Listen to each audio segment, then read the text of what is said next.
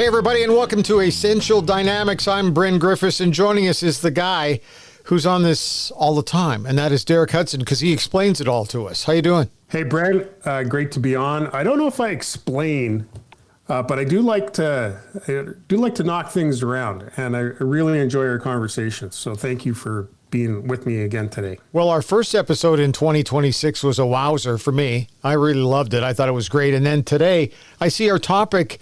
Is it mature simplicity? Is that what we're talking about today? Well, let's see if we can do that. Okay. Because one of the ironies, I guess, is that in some ways I haven't really grown up. And when I'm with kids, when I'm with my grandkids, there might be the adults having an adult conversation, and I'm on the floor with the little ones. I'm an instigator of all kinds of juvenile fun, and now I'm going to give a podcast on maturity. I think you can do it. I know you can. Well, sure. And so part of it is the definition of maturity, and I'm not sure I'm going to toss one out just yet, but maturity is not getting old. Interesting. Yeah. Well, yeah, totally get it. Right. And so like the years progress and we accumulate age, but maturity, I think, is a different thing. And I kind of want to explore that in the context of our last conversation. So I'm targeting this one again to young people and saying, like, I'm not saying that young people grow up, but life is a lot better as you mature. And so I think I've got some insights into what maturity looks like and how that can simplify your life. And it's not, again, this is stuff that gets taught in schools. This is stuff we have to learn the hard way, but I'd like to kind of make it easier to get access to. Let me ask you this, because I keep hearing this one all the time. When somebody say, you have a tough time acting your age. I've worked in radio and media for a long time, so I can't say that I've ever acted my age. But you know what? Why bother? I'm enjoying not acting my age, but yet I still continually learn. I still continually mature. The one thing that I do like as I get older is the ability to just, on an occasional morning or afternoon, sitting on the back deck and just kind of taking everything in, slowing it up a little bit. That's the simplicity for me. But man, oh man, when I think back to when we went to high school together. And I think of how crazy I was back then when I was 17 and 18, where I did not have either the maturity or the simplicity that I have now. And it's amazing. The journey is so fascinating to me. Yeah, the way I like to think about it is maturity is a path to a better life for us and for people around us. And when we're immature, we either harm ourselves or harm other people. And it's got nothing to do with age. So here's, here's my journey on this. I remember reading The 7 Habits of Highly Effective People in the 80s. And Covey had some great stuff in there. And one of them was his definition of maturity is it's courage mixed with, holy smokes. Can you remember back this far? Oh, that's it. Yeah. Courage mixed with consideration. Okay. Now I'm gonna pull on that and some stuff that we use in Essential Dynamics, and then propose a slightly broader definition of maturity, and then we'll talk about at least one example of it. So, Essential Dynamics came out of this idea of a quest, and then the elements of a quest I came up with where there's a purpose. There's some people involved and they go on a journey. So there's a path. So it's purpose, path, and people. And there's dynamic forces around that. And so that became something that I found very useful in working with leaders of organizations, trying to figure out how we can make organizations work better together bring the people in. And as we did that, I also found that it was helpful in interpersonal relationships and our own personal development, had some applications to broader society. So I asked myself, am I missing something? Like, is there something fundamental that holds up essential dynamics.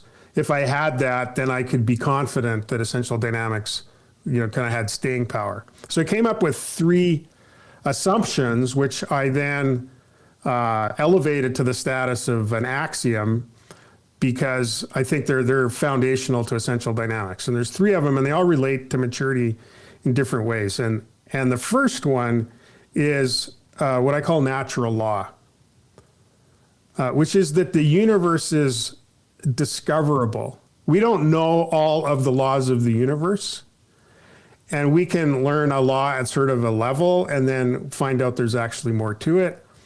But the process of discovering how the universe works is it's coherent, it's understandable, it's useful. And so if you think about, for example, Newtonian physics is very, very helpful. I was on an airplane a couple of days ago. Okay.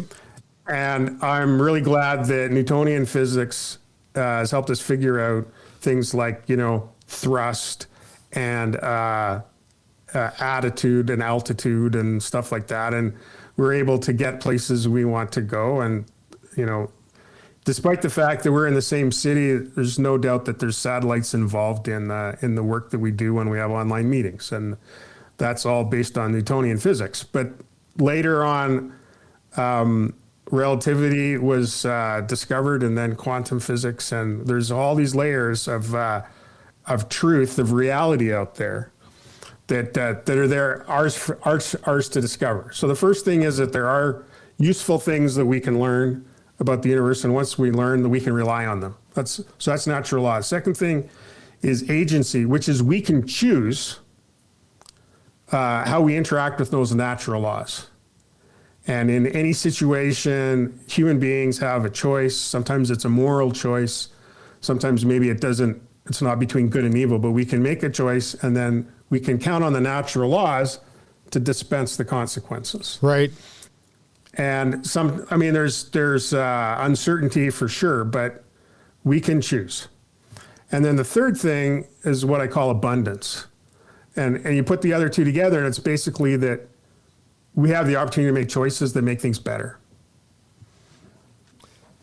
And so if we use our agency in the face of reality, we can either make things better or we can make things worse. So the principle of abundance is that better is a possibility. Okay, so now let's go to immaturity. So one of the ways that immaturity is manifest is when we try to ignore or think that we're an exception, or we try and get ourselves out of having to deal with natural law. Whew. Well, when do you know when you're becoming mature? Well, when you start to understand these key principles and live by them. So, for example, it is immature to stay up too late every night. Yes, there's a certain point when you realize I can't keep doing this. So natural law hits you and says you're going to be sick. You're going to function at a lower level. You're going to forget stuff that you spent all night studying because you stayed up too late. And that it catches up with you. But immaturity is like, doesn't count, doesn't affect me, I don't care, and away you go. So immaturity, again, is, sort of flaunts natural law. Okay. Okay, and I'll just give you a good example. It's not going to offend too many people. It'll offend some. And that is when you buy a pack of cigarettes and it has the warning label on it. But you still do it. But the warning label says, basically, natural law says this will shorten your life and make it worse. Right. And you're like, I don't care. So that's immaturity. Okay. And so you can be 65 years old and still be immature in that sense. Okay, so let's go to the second one. Well, agency.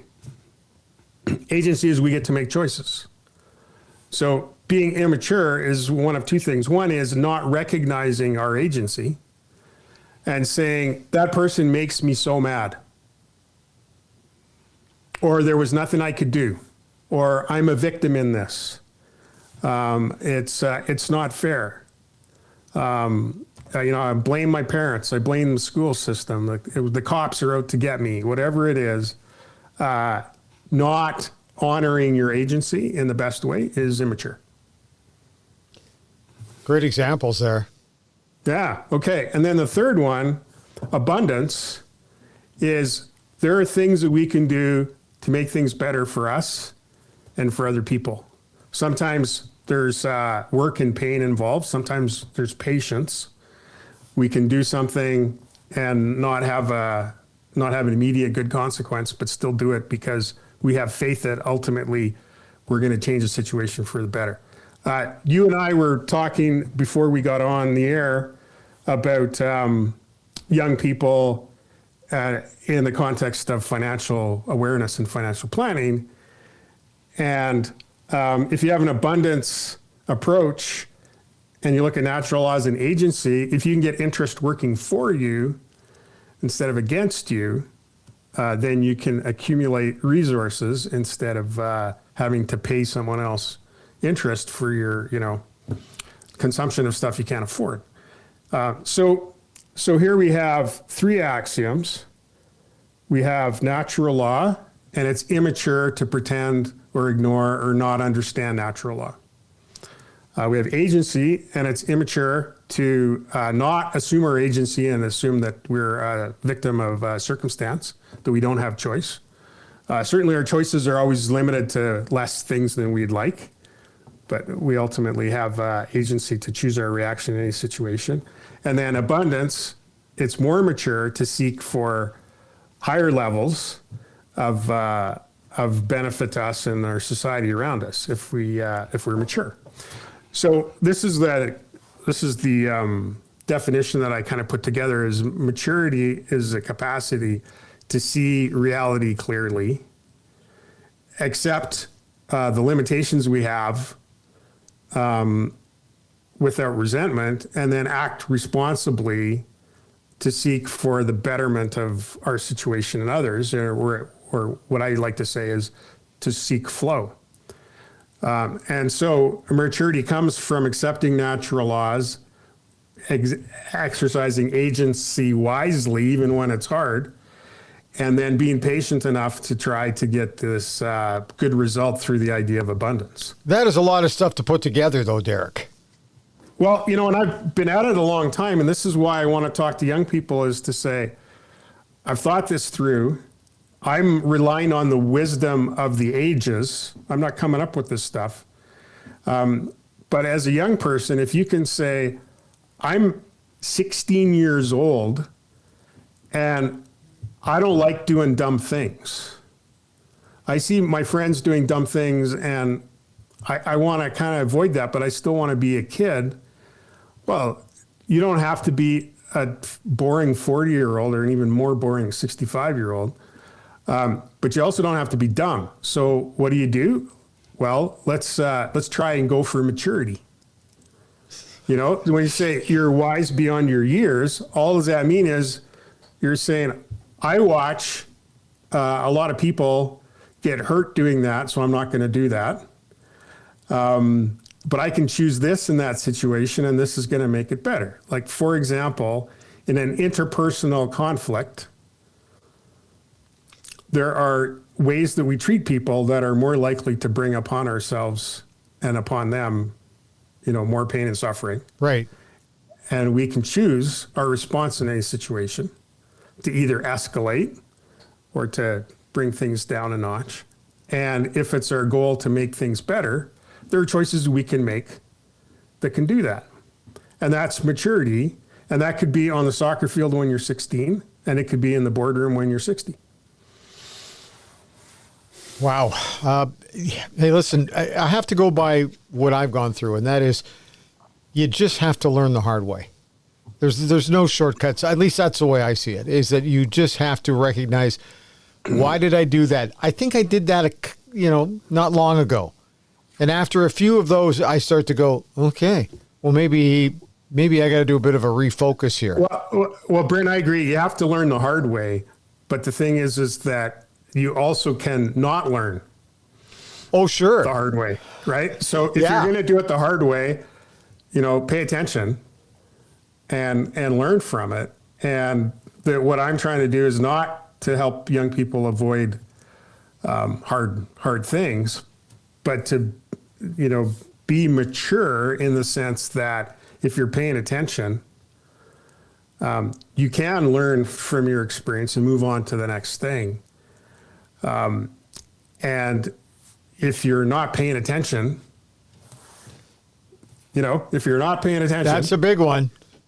you can put yourself or other people through pain and suffering that doesn't necessarily have the same redeeming value, at least at first.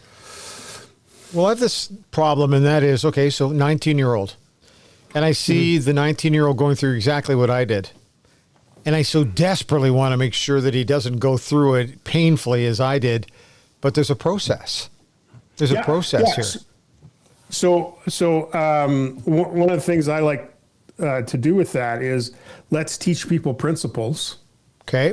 Give them access to them. They still have to make choices. So you can, as a parent, help a young person avoid all kinds of trouble by restricting their activity, right? Yes. But only for so long, and then they bust out into the free world, and maybe they don't have the skills to handle it. And so it's definitely a balance. And we've talked about the parent's paradox of happy child and preparing for happy adult. So you can't abandon them, and you can't control them. But I think that true principles understood early are nothing but an opportunity for a better life faster, a greater contribution to society, and a better recovery when you use your agency and then wish you had used it a different way. Yeah. Well, it's funny, Bede, that you should even bring this up today, because I read something today talking about, when you bring up kids, if it's a little bit harder to start, it makes the freedom easier to get to. I don't know how true that is, but I thought about it and I went, sure. Sometimes parents are accused of being a little too strict, right? Yeah. However, you find that the freedom comes maybe a little quicker for those that have gone through a tougher time. That's right. Well, we've talked about Dr. Goldratt, who taught us about theory of constraints in his book, The Goal. And I think it's in the book, but he told it to me personally. He's from Israel, and he served in the Israeli army as they all do. And their informal motto is, the more you sweat, the less you bleed. Wow. The more you sweat in training, the less you bleed in battle. And so there's an element, of young people preparing in the practice facility, which is school, sports, family life, church, service, all that stuff, so that when they get into the big game, they've actually got a lot of skills. They've got discipline, they've got consideration, they've got that stuff. And so that's maybe another reason why it's so much fun to talk to youth is that we can give them a little bit and they can do a lot with it.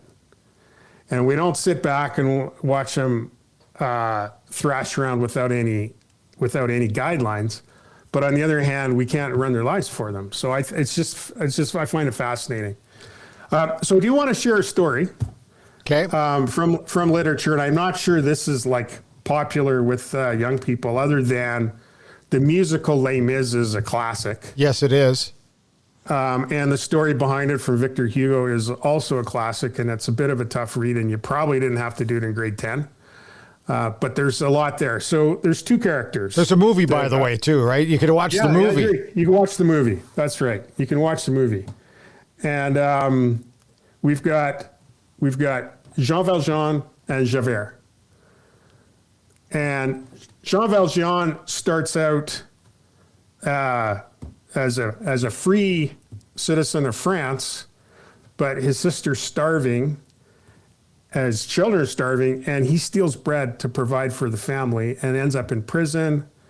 And because he keeps trying to escape, he ends up in prison for a long, long time. Javert is born in a prison. His parents were criminals.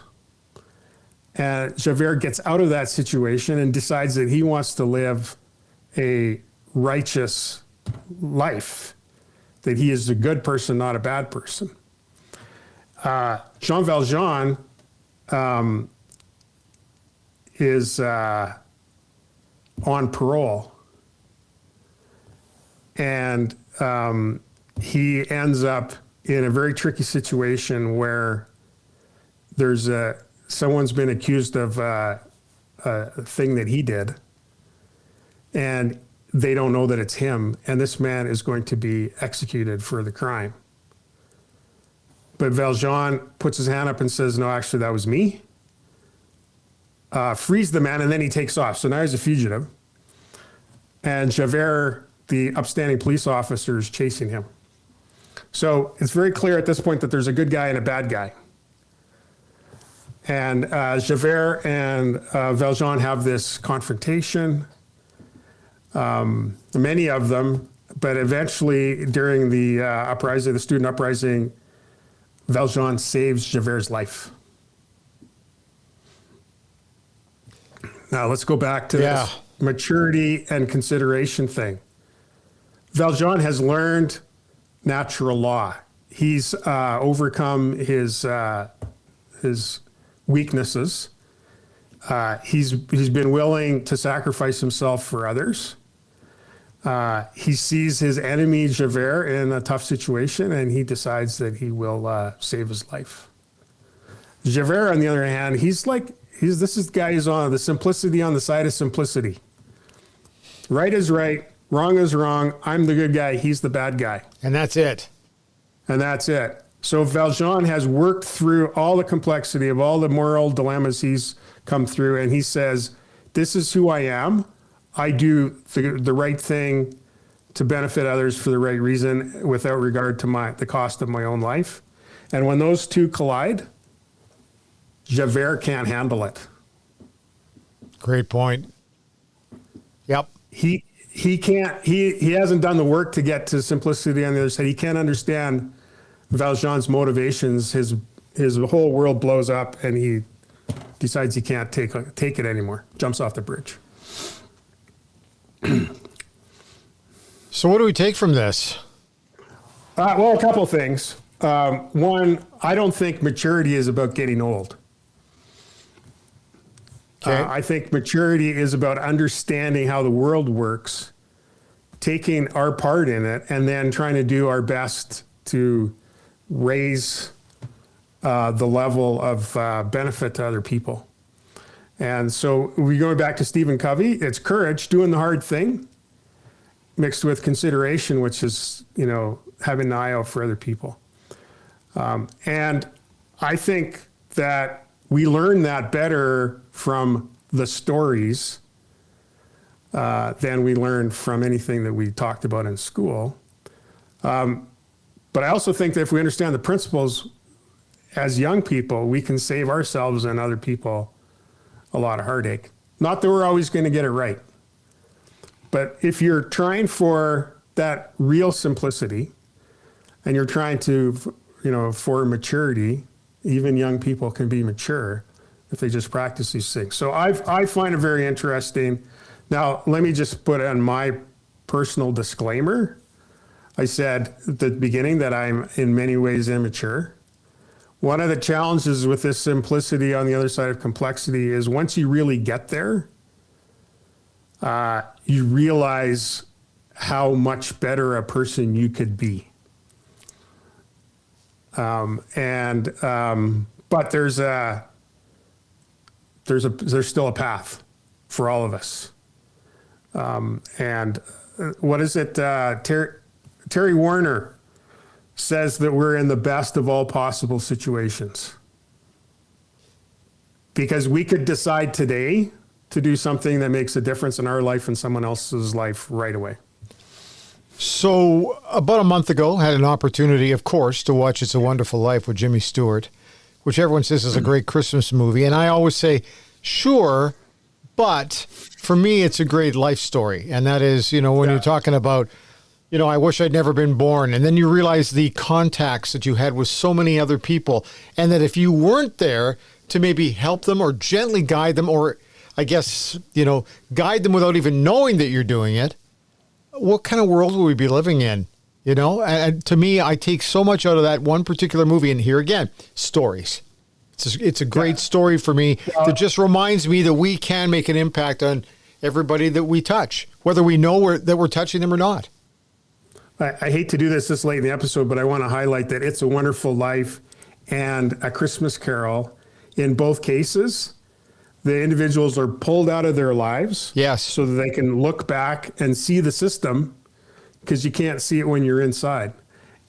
And for It's a Wonderful Life, it's you don't appreciate what you've done for all these people while you've been trying to get out of Bedford. Yeah. And for Scrooge, it's the opposite. Yes. But we step, like, one of the reasons I want to talk about systems is because we can step out of them and look at the situation we're in and then say, oh, no, I can do better. I can do better. So with all that, I think we've pulled it together. And I want to close, but you got to ask me where they can find me, and then I'll do that. How's that? Okay, yeah, I'll do that. Hang on a second. Where do they find you? You can find everything if you go to getunconstrained.com. You can contact me or find links to the wiki and the podcast. Don't forget, too, that every time a bell rings, an angel finds its wings. That's right? Awesome. I think that's what he said. Yeah. Well, it was a wonderful Christmas. It's a wonderful life, and 2026 is going to be wonderful. So, all right, Derek. Everyone, as you think about all this stuff, consider your quest.